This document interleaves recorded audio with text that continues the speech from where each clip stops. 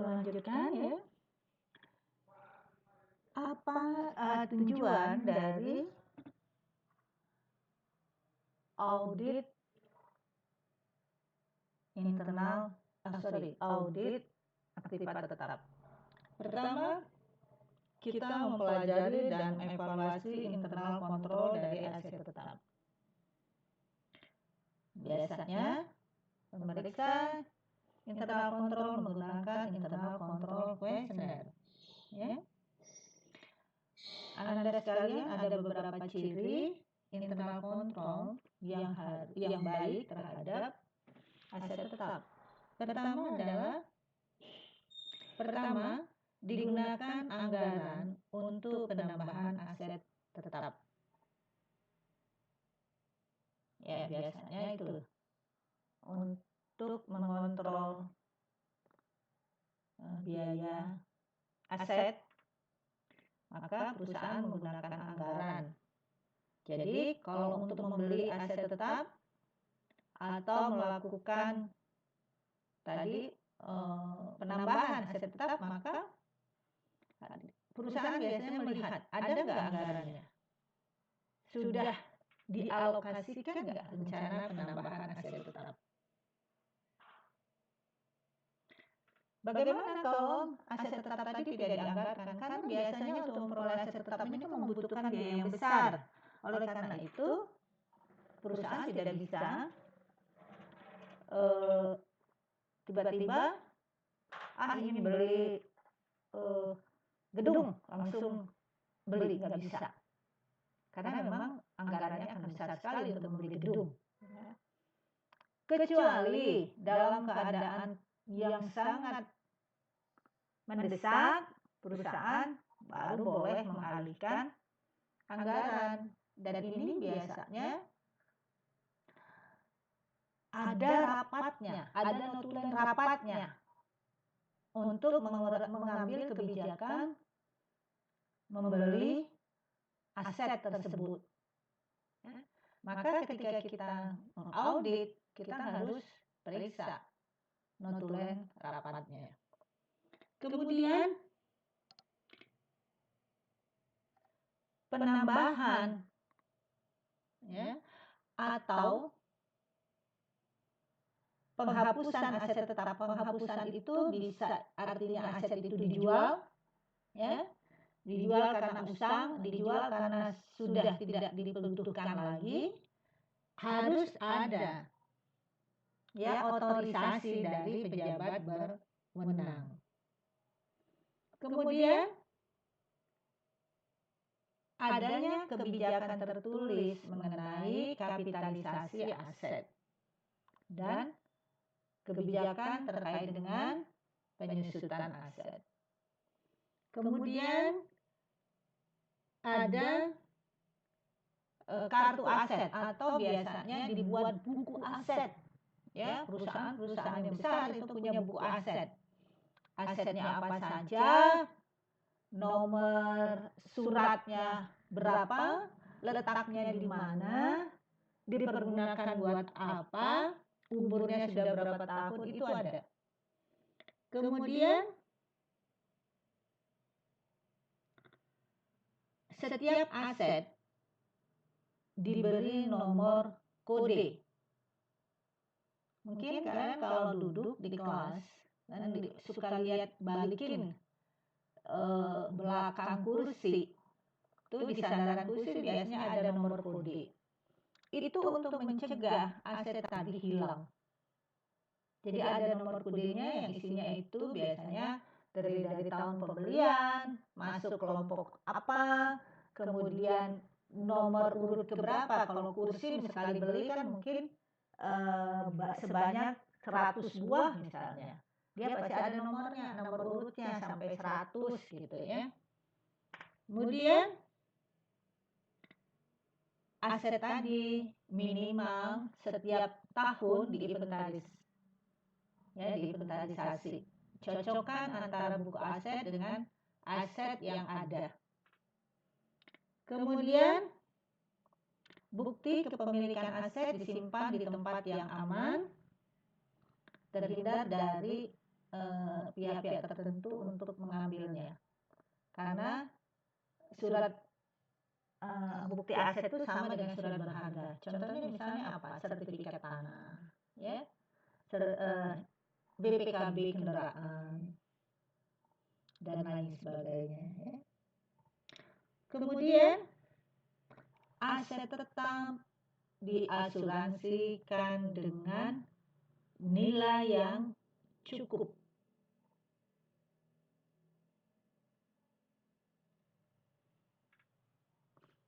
Ya, itu ciri-ciri dari aset dari internal control yang baik. Yang kedua, tujuan audit adalah memeriksa kepemilikan dan kemanfaatan aset tetap yang terdapat di neraca. Sudah Ibu jelaskan ya tadi.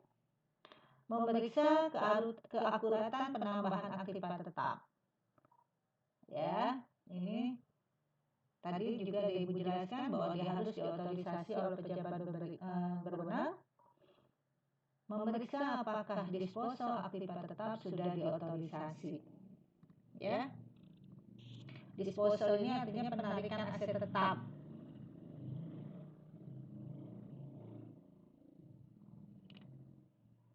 Umumnya kalau perusahaan ingin menghapus aset tetap, baik dengan cara dijual kembali, baik mau didonasikan, ya, biasanya itu disahkan melalui rapat umum pemegang saham. Ya, kemudian kalau misalnya tadi aset tetap yang sudah disetujui untuk dihapuskan, maka dia disetujui untuk dihapuskan dan untuk dijual kembali. Maka aset tadi dipindahkan menjadi aset yang tersedia untuk dijual. Atau aset usang yang tersedia untuk dijual itu dipisahkan dengan aset tetap produktif. Karena aset tersebut sudah tidak disusutkan kembali. Ya, sudah tidak disusutkan. Auditor akan memeriksa, ya, apakah aset tadi menimbulkan kerugian atau tidak. Kalau menimbulkan kerugian maka dicatat ya sebagai kerugian dari penjualan aset tetap tersebut. Kalau dia menguntungkan juga dicatat sebagai pengurangan dari harga perolehan aset tetap. Kalau dia aset tetap tadi ditukar dengan aset lain, ya, maka aset tersebut dicatat sebagai pengurangan dari harga perolehan aset yang baru. Kalau aset tersebut ya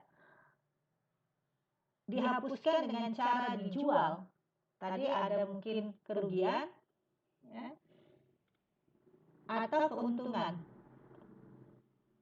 Kalau dia rugi, dia dicatat di dalam laporan laba rugi sebagai kerugian penjualan aset. Kalau dia keuntungan, dia akan dicatat sebagai keuntungan penjualan aset.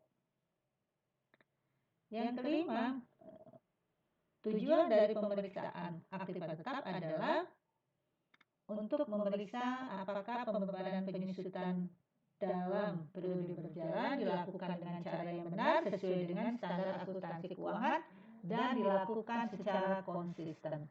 Konsistensi penting sekali. Tidak boleh hari ini menggunakan penyusutan A, besok menggunakan penyusutan B. Kecuali perubahan metode penyusutan tersebut untuk menghasilkan aset pencatatan aset yang lebih baik.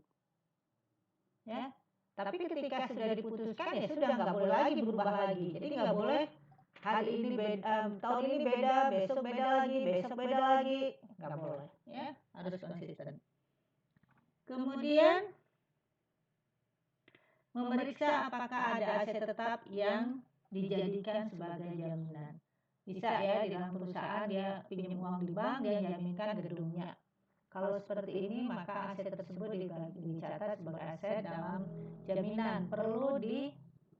Minimal perlu di disclosure di dalam laporan keuangan bahwa aset tersebut sudah dijadikan jaminan, atau dikelompokkan aset itu di dalam kelompok aset yang menjadi jaminan. Kemudian memeriksa apakah, terakhir nih ya, memeriksa apakah penyajian aktiva tetap sesuai dengan standar akuntansi keuangan dan apakah sudah disajikan secara wajar. Gitu. Kemudian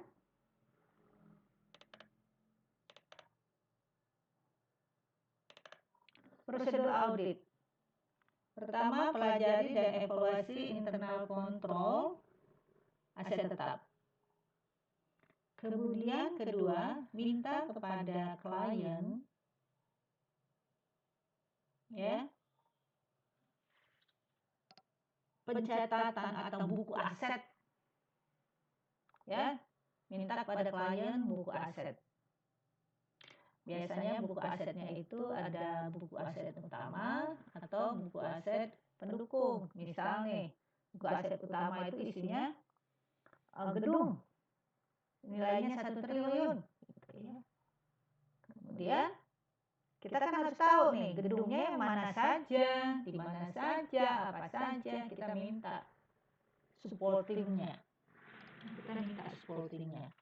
Jadi kalau gedung 1 triliun itu pasti ada rinciannya.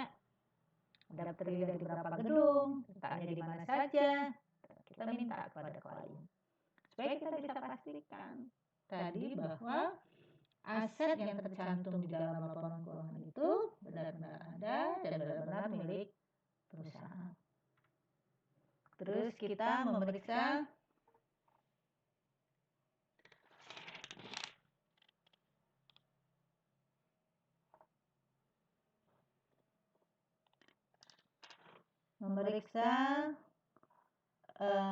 penjumlahan ke samping, penjumlahan ke bawah, cocokkan dengan buku besar ya, cocokkan dengan buku bantu, cocokkan juga dengan kertas kerja tahun lalu. Kenapa dicocokkan dengan kertas kerja tahun lalu? Kertas kerja tahun lalu menyatakan berapa jumlah aset pada tahun lalu. Ya, kalau pada tahun lalu dengan tahun sekarang beda, berarti ada penambahan atau pengurangan aset. Baru kita cari dokumen yang tadi Ibu jelaskan, penambahan dan pengurangan aset tadi. Kalau penambahan harus ada anggarannya, ada persetujuannya. Kalau pengurangan tadi harus ada persetujuan juga, gitu ya. Kemudian pouch penambahan dan pengurangan aset tetap. Untuk penambahan aset tetap, selain harus diperhatikan otorisasi dan kelengkapan supporting dokumennya, harus dilihat apakah penambahan tersebut sudah tercantum dalam anggaran. Tadi sudah Ibu jelaskan ya. Kemudian periksa fisik aset tetap. Periksa fisik aset tetap ini sama dengan kita memeriksa kas. Kita bisa dengan memeriksa persediaan. Caranya gimana? Ya kita datengin itu gedung. Kalau misalnya katanya tadi aset tetapnya komputer ada 100, ya kita hitung ada nggak 100. Kita tanya di mana aja ini komputer ada 100. Gitu ya. Kita lihat masih dipergunakan nggak memang. Jangan-jangan komputernya ada 100 tapi yang 50-nya di gudang jadi barang yang rusak. Kalau barang rusak sejak kapan rusaknya? Oh, sejak tahun lalu ya, berarti tidak boleh dicatat sebagai aset produktif. Dia sudah masuk ke dalam aset usang, nggak boleh dia disusutkan. Ya. Kemudian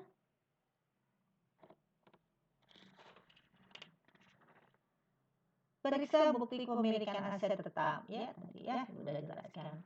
Periksa kebijakan kapitalisasi dan kebijakan penyusutan Ibu juga sudah jelaskan. Buat analisa detail dan maintenance untuk mengetahui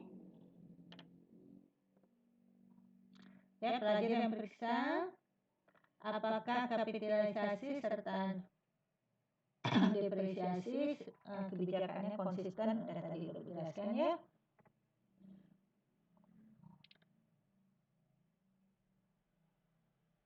Ya, ini. Buat analisa rival dan maintenance untuk mengetahui kebenaran kapitalisasi. Anda perusahaan biasanya ya kadang-kadang biasa ya kadang-kadang dia memainkan biaya repair dan maintenance ini untuk menaikkan dan atau menurunkan laba. Kalau dia ingin labanya rendah, maka biaya perbaikan yang harusnya dikapitalisasi dia catat sebagai biaya, sehingga biayanya besar mengurangi laba. Atau sebaliknya, biar labanya tinggi, biar kelihatan kinerjanya baik, maka biaya yang harusnya maintenance dicatat sebagai biaya repair. Kemudian yang ke-9 adalah periksa kecukupan asuransi. Ya, kecukupan asuransinya. Jangan sampai asuransi tadi kekecilan sehingga bila terjadi musibah, ya, maka asuransi tidak bisa menutup risiko.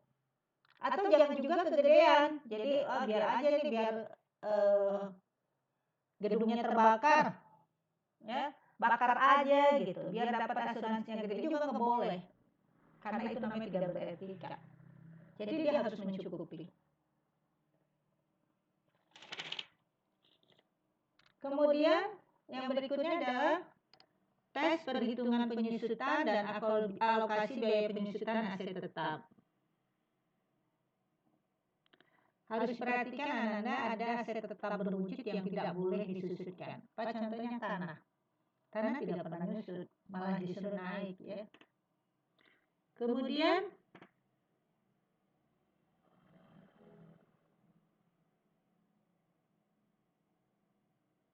periksa apakah ada aset tetap yang dijaminkan, ya tadi Ibu sudah jelaskan.